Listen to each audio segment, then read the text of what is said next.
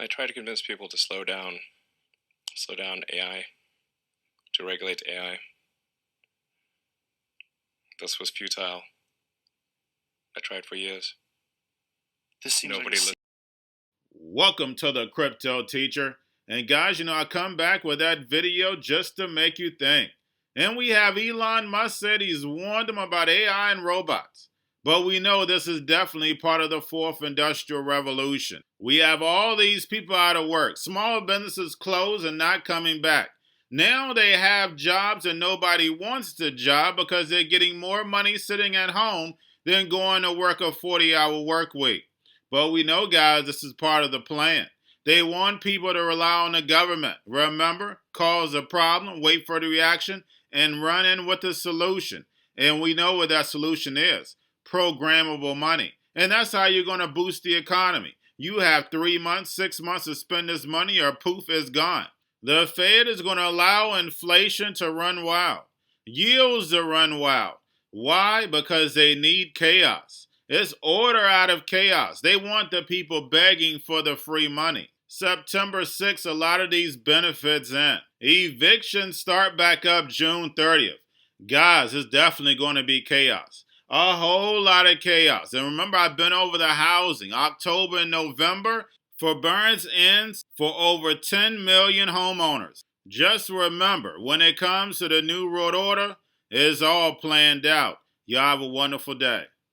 Increased unemployment benefits have not affected the jobs report, but the Chamber of Commerce and some business leaders are arguing that it's easier for people to stay home. They're receiving more money than they would for them to go back to work. So what's your response? How do you explain the slowdown in hiring that we saw in this jobs report? And is there talk about reducing that unemployment benefit in the future to get people back into work? So first of all, I'd note that the jobs report is a little bit stronger than the headline numbers might suggest on the hiring front. But I really don't think the major factor is the extra unemployment. Madam Secretary, about the number, because we've heard so much about a pent-up demand, a desire to get back. We've seen vaccinations rise, and we know that some of the funding in relief packages targeting businesses is in the bloodstream now. So were you surprised by the number, and how much of a change would you anticipate as the summer season and the reemergence continues? Well, I believe that the recovery will remain on track. And it may be bumpy from month to month for a variety of factors. There are often quite large revisions to months as well. There was data 2 days before this, the ADP data that suggested over 700,000 jobs would be created. Unemployment insurance claims had gone down. So if I had to write down a number as my best guess, it would have been higher. But I've watched data for a long time, and I know that it is extremely volatile. There are often surprises and temporary factors, and one should never take 1 month's data as an underlying trend. Besides, remember I said actually what happened is stronger, I think, than the headline number looks. And do you see the relief money in the bloodstream of the economy now making a difference? Oh, absolutely. I mean, we saw very robust spending, consumer spending, in the first quarter of the year. The stimulus checks getting out there stimulated a surge in spending. We're seeing services begin to pick up from very low levels. I think there's absolutely no question in my mind that the money that the ARP has put out there and will continue to put out there in the coming months is going to boost spending. And as things open up, with further success with vaccinations and the pandemic, people are going to go back to eating out, traveling, and doing all the things that they did. And I absolutely expect to see continued progress in the economy. It's probably bumpy, and there is, look, we're still down net 8.2 million jobs from where we were in February of 2020. That is a big hole, and we're going to hit back, but it's going to take a little. To the employers who say they are having difficulty hiring workers, one suggestion has been made to perhaps raise wages But if businesses have to compete with plussed up unemployment benefits, won't that result in an increase in consumer prices and touch off an inflationary cycle that so many experts have been worried about?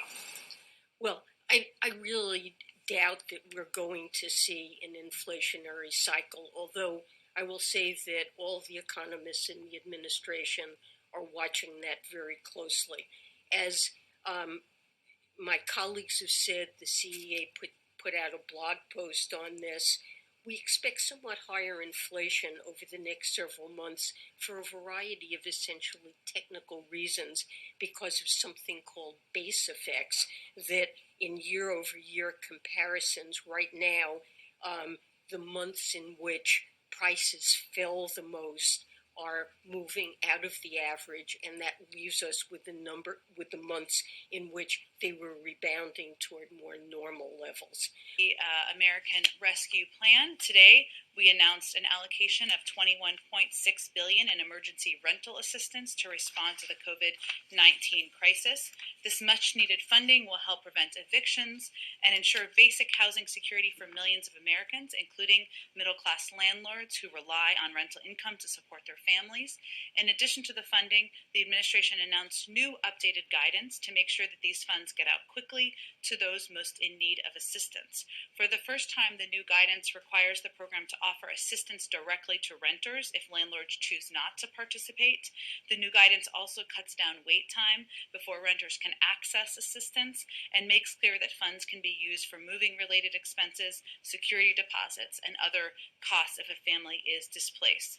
While the economy continues to recover, nearly 7 million Americans reported being behind on rent in the second half of April. More than 40% of those renters worry that they could be evicted sometime in the next 2 months, and almost 12 million Americans lack confidence that they can meet next month's rent. And Montana are already looking at trimming unemployment benefits, saying that the labor shortage is created by the federal government's supplemental employment programs. Is the administration worried about a domino effect, or that other states would do this? Is there any outreach plan to stop states from doing this? Well, we have, of course, seen that. I will say that though some individual employers may be experiencing increased difficulty finding workers, we haven't seen widespread labor shortages are not yet evident in the data. And obviously, there's always going to be a look at the data by our economic experts, and we are seeing little evidence that enhanced unemployment benefits are currently impacting or affecting Americans' willingness to work. We do recognize, as Secretary Yellen talked about a bit, that labor supply has been affected by the pandemic for a range of reasons, including childcare and schools fortunately beginning to reopen more than 50%, 5 days a week, just to note the data that came out just a few days ago.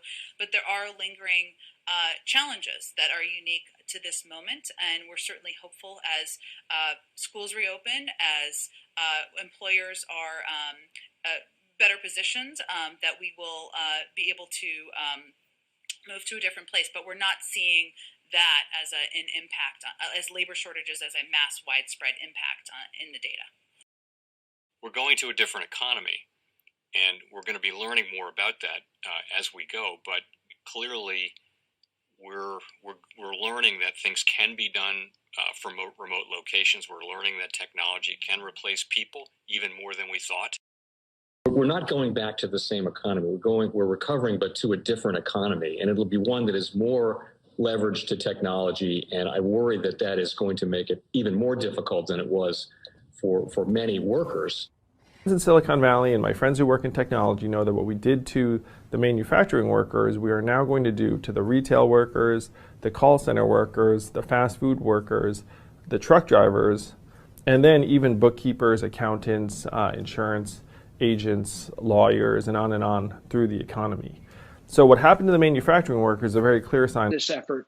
And China has big plans for this. They intend to seed their digital yuan into the global environment by giving it away to visitors at next winter's Olympics. When they arrive at the airport, they're going to get yuan digital wallets. They're going to receive digital yuan. They're going to use it throughout their visits to Beijing, and then they're going to take it back to their home countries. They see this as a huge advantage. Why? Because who controls the underlying protocols, who controls the underlying standards of the future of money will control the future of money.